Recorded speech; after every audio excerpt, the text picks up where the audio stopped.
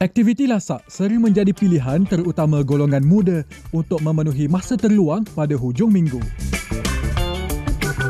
Aktiviti mendaki tembok tiruan atau indoor wall climbing antara aktiviti lasak yang menawarkan keterujaan dan cabaran mengikut kemampuan individu.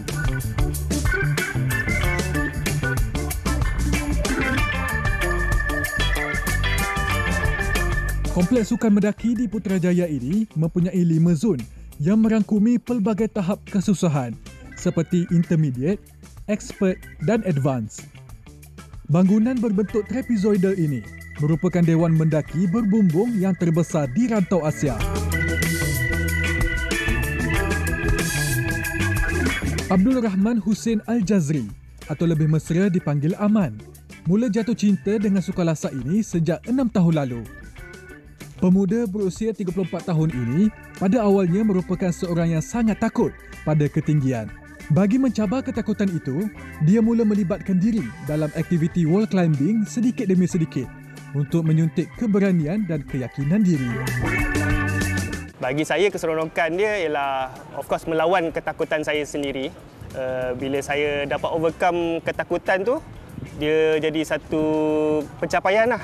Satu lagi kelebihan bagi saya untuk climbing ni, berbanding sukan-sukan lain, dia mengandungi, dia melibatkan seluruh badan.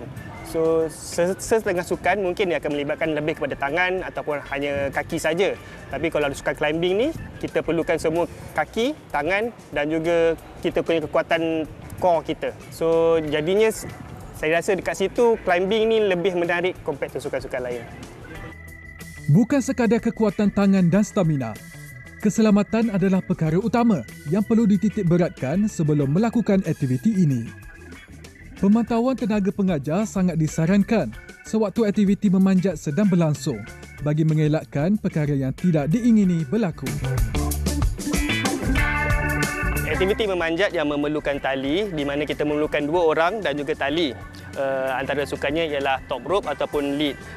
So, alatan yang diperlukan adalah seperti ini. Antaranya ialah harness atau dalam bahasa Melayu dia abah-abah. So, basically dia akan ada untuk bilik loop dan juga aksesori loop, loop kaki dan loop pinggang. Selain daripada itu, kita memerlukan juga bilik device. Antara bilik device ialah, bilik device terbagi kepada 2. Antaranya ialah carabiner dan juga ATC. Kegunaan bilik device ni ialah untuk menjaga tali ketika orang memanjat. Dan seterusnya memerlukan kasut climbing. Climbing memerlukan kasutnya tersendiri sebab dia mempunyai getah yang istimewa. Kalau kita pakai kasut biasa, dia akan menyukarkan pemanjatan.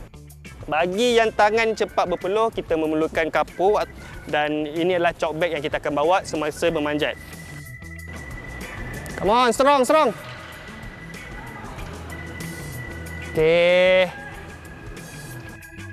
Komuniti wall climbing di Malaysia tidak ramai. Berhadapan risiko kecederaan dan kurangnya ilmu pengetahuan antara sebab utama mengapa aktiviti ekstrim ini tidak menjadi pilihan.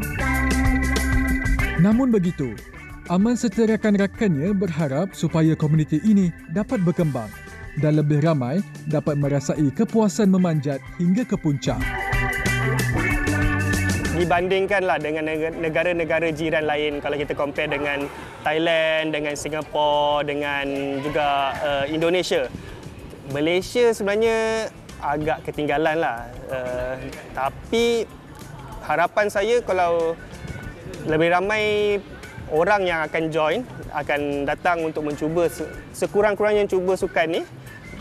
Dan dari situ kita boleh membangunkan satu komuniti yang lebih besar. Dan maybe dalam kesilapan datang mungkin kita akan dapat improve daripada macam-macam lagi fasiliti untuk orang memanjat.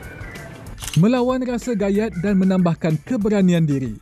Sesiapa sahaja boleh mencuba asalkan mempunyai minat dan kesungguhan. Aktiviti seperti ini secara tidak langsung menjadi tarikan pelancong dalam dan luar negara dengan kemudahan aktiviti memanjat tembok yang terdapat di Malaysia.